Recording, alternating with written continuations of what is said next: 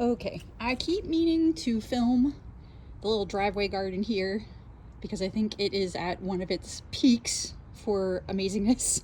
And I keep forgetting, so this is going to be more of like the light's a little more into the evening, I would say, because I'm worried if I keep forgetting, I'm going to miss this really important peak color here.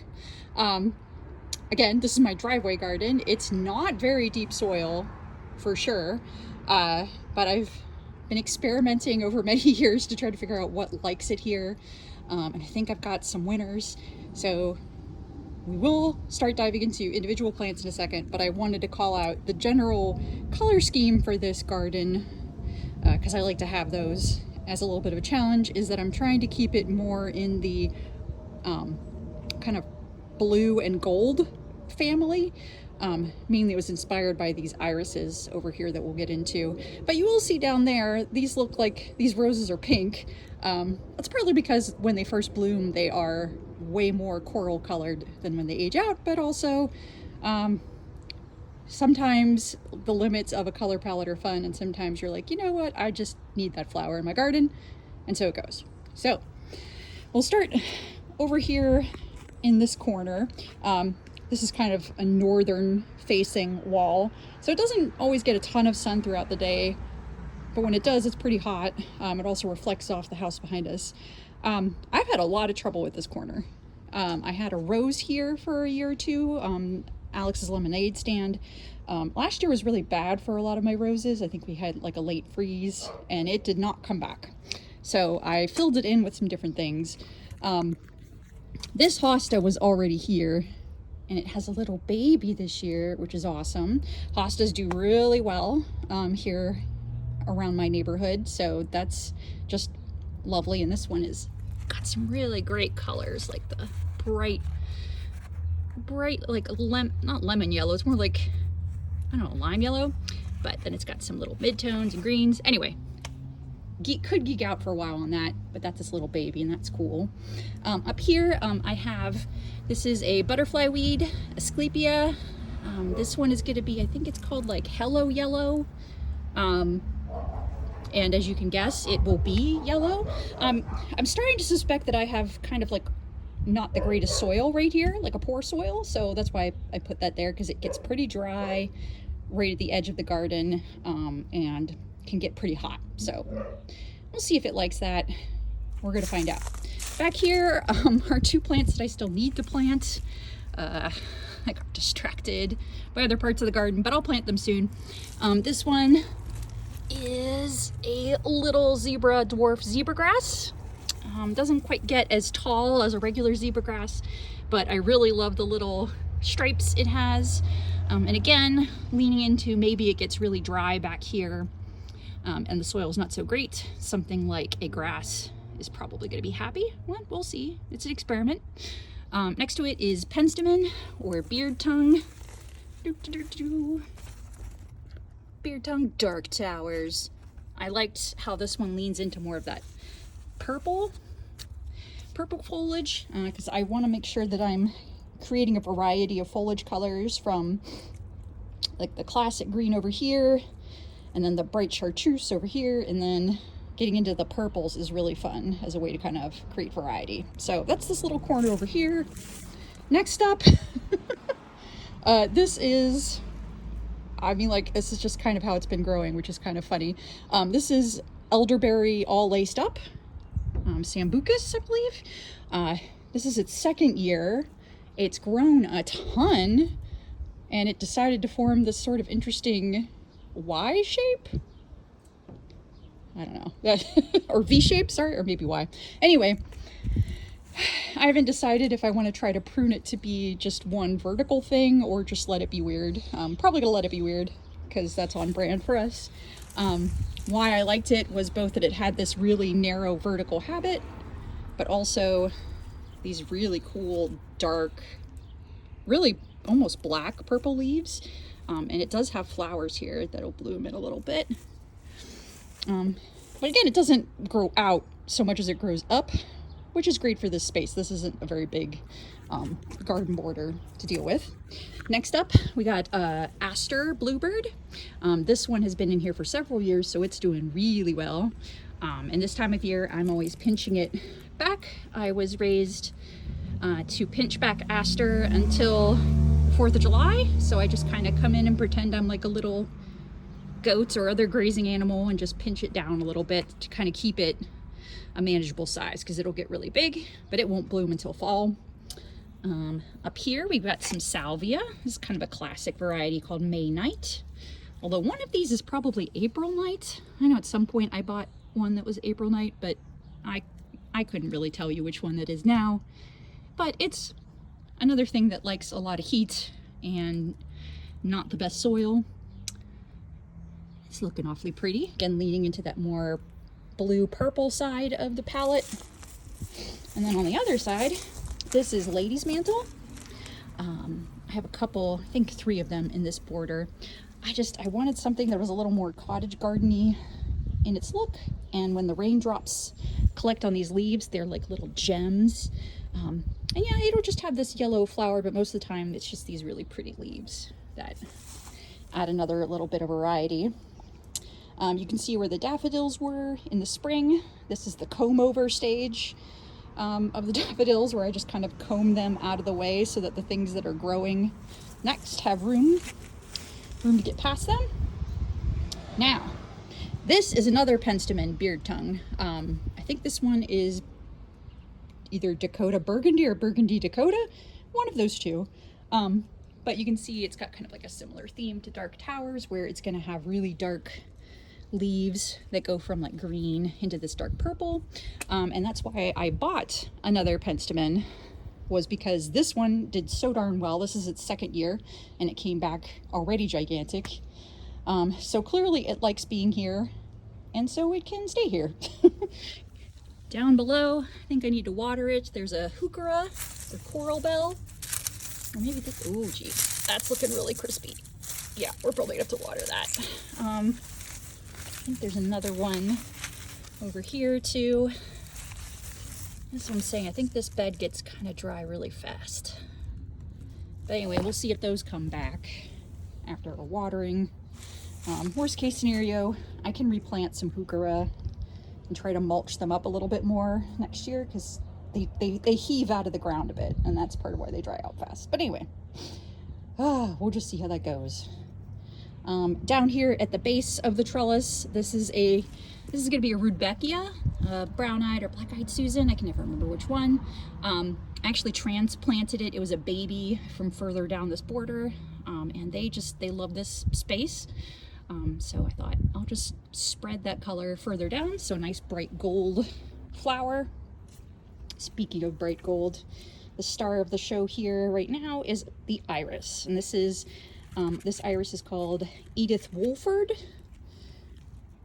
and it is just, wow, stunning. I've been watching it unfurl like its little bud down here, and just to see 3 of them all completely fresh at once is pretty exciting. And yeah, like I said, that was kind of the inspiration, I feel like, for the rest of the garden's color palette, was really leaning into this dark, almost purple, this blurple, it's like a bluish purple, and the gold. It's just, wow, really pretty. And this is, I think, it's at least its 2nd year, might be its 3rd year, I think, here. And it comes back every year so far. So it's been awesome. All right, now for another star. This is in its 2nd year. This is Cloud 10 Climbing Rose. Oh yeah. I'm excited because last year it didn't really get very big, but this year it's settled in a lot more, and so I've been working on trying to train the rose canes out horizontally to try to take up this trellis. So keep working on that. Can't remember if it has a fragrance, so we'll come in and see. Oh yeah, it does. I always try. It's very sweet, just kind of regular classic rose, but it's doing really well. And its friend here, because one of the things I've been trying to do more of is planting clematis with roses. Clematis is open. This is Duchess of Cornwall. Duchess of Cornwall up here. There's another one kind of hiding back there. This is its second year as well. I kind of planted them together. Looking good. Also excited about over here, lupin. I actually planted this, I think, not last summer, but the summer before that as seeds. And they came up like little flowers. Not flowers, the little leaves, like these guys the first year. The second year, the leaves were taller. And this is like their third year coming back. And I'm hoping one of these years we'll get actual flowers so I can figure out which ones actually grew. Because I planted a couple different seed varieties. So we'll see, but at least it likes it here, which is great. More ladies' mantle. Here's what the heuchera is supposed to look like. It's a little wetter over here, not quite so dried out. More of that hosta that you saw down there. What I normally do is whenever I see that it has babies, I move them a little bit farther down the line, and over time it's just free plants, which is great. Okay, let's see, back here is Pachysandra that came with the house, and Vinca down here that also came with the house.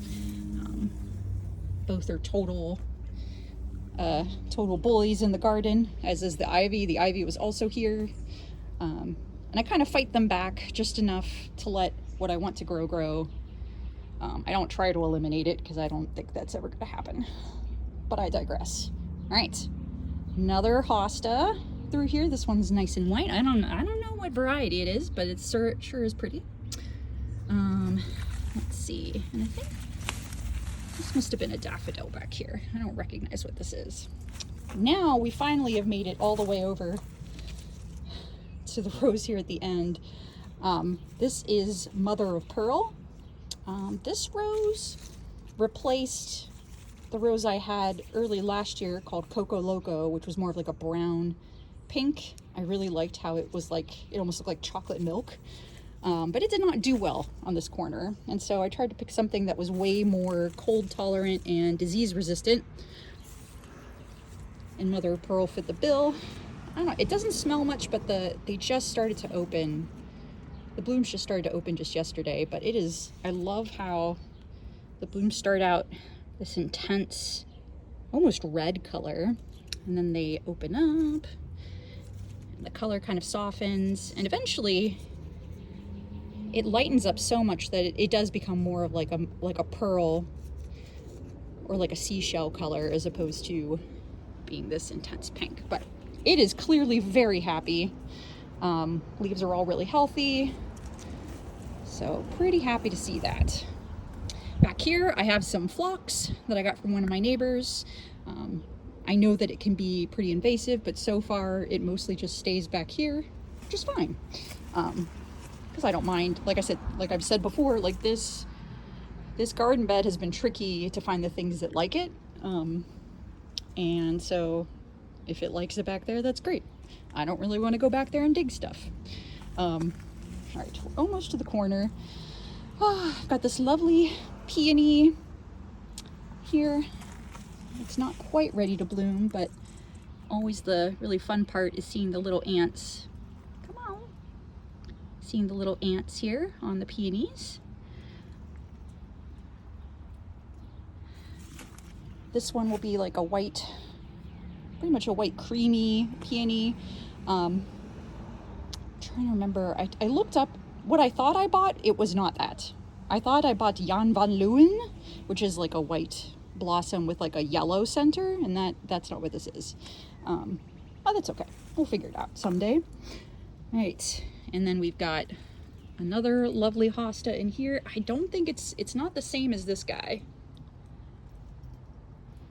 I don't know. I didn't plant any special hostas in here. I feel like they just kind of might have come with the house, which is cool. And let's see, we got one last little star of the show. That's down here. This is more of the Black-Eyed Susan, where I took some of the babies and moved them down there. And here's a tree.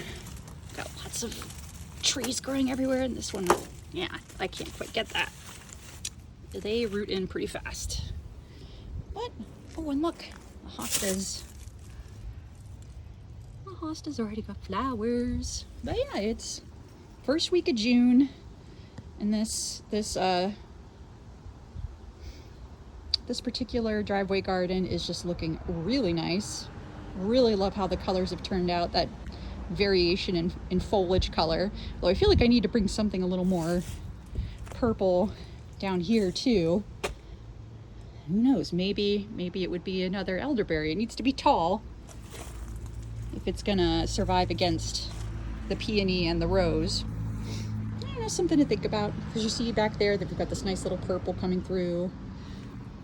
And then over here, it just is, it's a lot more green. Anyway, this is the kind of fun stuff you do over time. You experiment, and then you also play around with the colors a little bit. But again, super happy how this one turned out. All right, thanks for stopping by.